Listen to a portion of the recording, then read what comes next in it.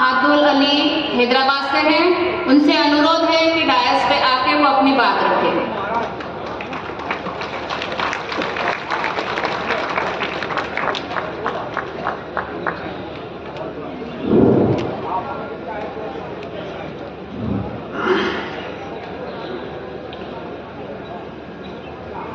जय मूल निवासी,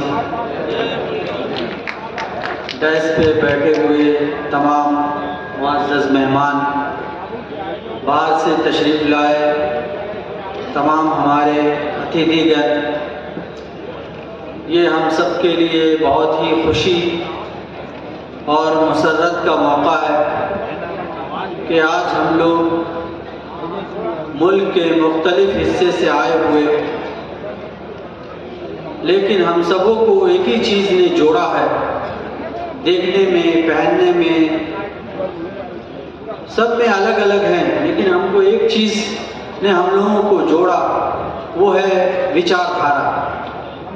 अगर बात किया जाए कि बामसेफ या बीएमएम का अचीवमेंट क्या है, तो यही सबसे बड़ा अचीवमेंट है कि 6000 से ज़्यादा किस्म के लोगों को एक मंच पर और एक सभा में लेकर के आ गया।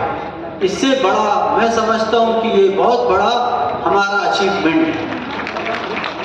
यहाँ जब हम आते हैं तो लोग हमको मोहब्बत से मिलते हैं और हम लोग एक साथ मिल कर के खाते हैं, पीते हैं।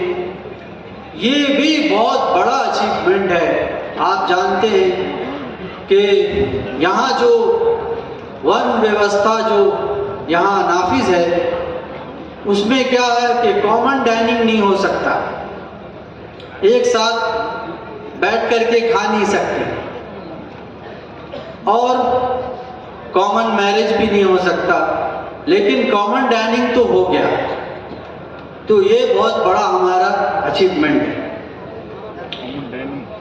ये जो हमारा जो विचारधारा है, तो हम एक मुस्लिम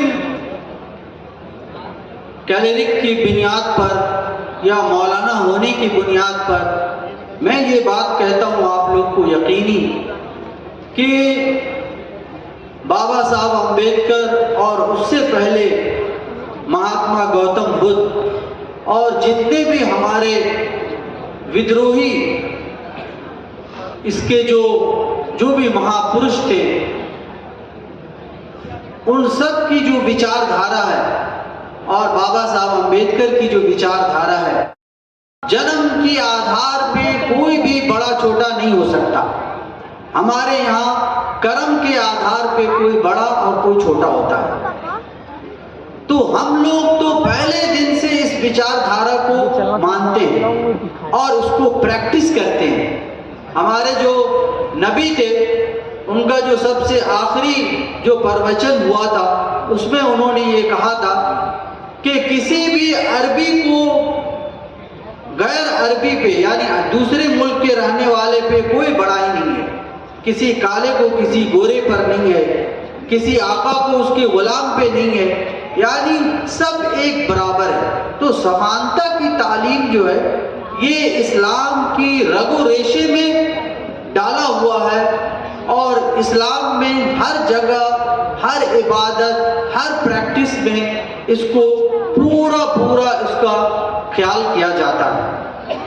लेकिन यहाँ जो इस मुल्क में जो हुआ वो ये हुआ कि मुसलमान को जो दूसरे हमारे SC ST भाई थे, उनसे सेग्रीगेट करके अलग कर दिया गया।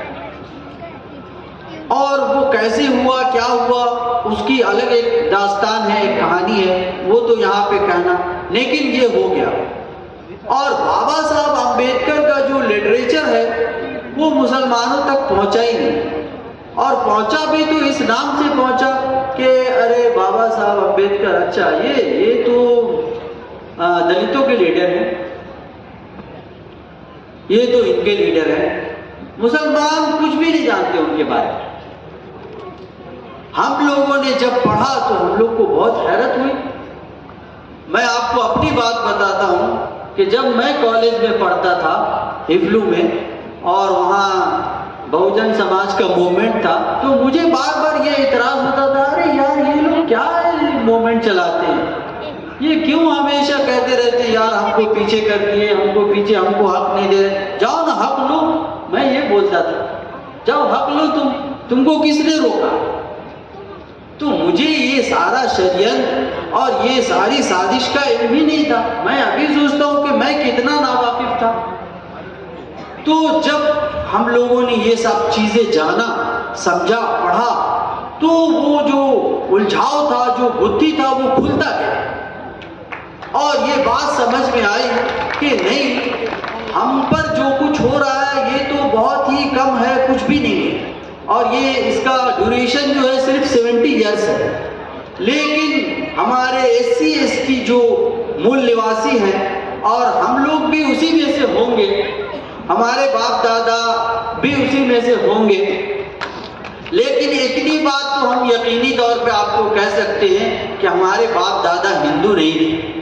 हमारे बाप दादा हमेशा विद्रोही होंगे जरूर। इसीलिए वो विद्रोह करके, हमारे एक बहुत बड़े राइटर हैं सैयद सुलेमान नदवी, उन्होंने लिखा है अपनी किताब में कि मुसलमानों की बड़ी तादाद जो इस मुल्क में है, यानी इंडिया, पाकिस्तान, बांग्लादेश, वो ज्यादातर बुद्धिज्म से कन्वर्ट हुए,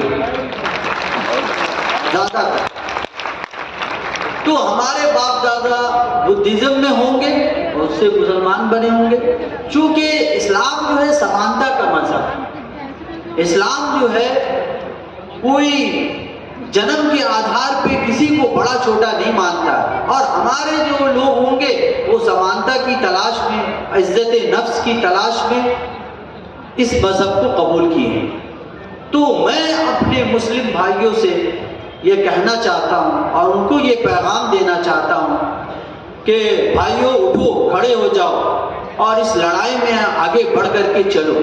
ये ऐसी चीज़ है जिसको हमारे कुरान हदीस में, हमारे रसूल की तालीम है, हम इसको आगे लेकर के बढ़ें और अपने मुसलमान भाइयों को ये समझाने की कोशिश करें कि ये जो मजलूमों का साथ देना, मजलूमों के साथ खड़ा होना, ये हमारा सिर्फ ये नहीं है, ये हमारा बहुत बड़ा मजहब है, बहुत अहम चीज़ है। चूँकि कुरान शरीफ में ये कहा गया कि अगर आप जालिम के साथ खड़े होंगे, नबी को मुखातब करके कहा गया कि अगर आप जालिम के साथ खड़े होंगे तो आपको अजाब पहुंच जाएगा, आपको लतबस्सकुमुन नार का लफ्ज है कि आपको जो है अजाब हो जाएगा।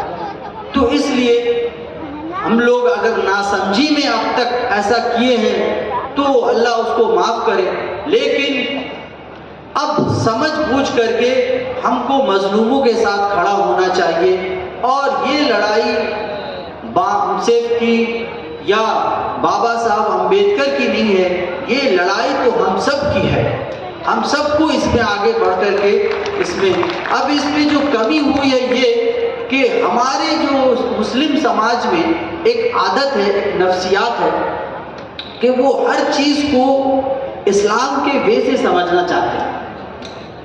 तो इसलिए मुस्लिम समाज को उस अंदाज से भी समझाने की ज़रूरत है और उसके लिए हम लोग तैयार हैं। हम लोग जहाँ भी मुस्लिम समाज का अगर बड़ा ये है तो ऐसे मौके पर हम जैसे लोगों को आप अगर बोलें तो हम कुरान हदीस से, अकॉर्डिंग टू कुरान एंड हदीस, हम उनको समझाएंगे कि ये जो विचारधारा है, ये फिक्र है, ये पूरा इस्लाम का फिक्र है और इसके मुताबिक हमको मेहनत, अभी भी सही तौर पे मुसलमानों के दरमियान इस विचारधारा का प्रचार प्रसार नहीं हो पाया है सही तौर से। अगर वो जानते हैं तो सिर्फ इतना कि ये अम्बेडकर विचारधारा है, ये बामसेफ का विचारधारा है। अगर हम उनको ये बता दें कि ये इंसानियत का विचारधारा है, ये इस्लाम का विचारधारा है, तो ज़रूर वो इसमें बड़ी तादाद में शामिल होंगे। बस इन्हीं बातों पे मैं अपनी गुफ्तगू को ख़त्म करता हूँ। आप सबका धन्यवाद।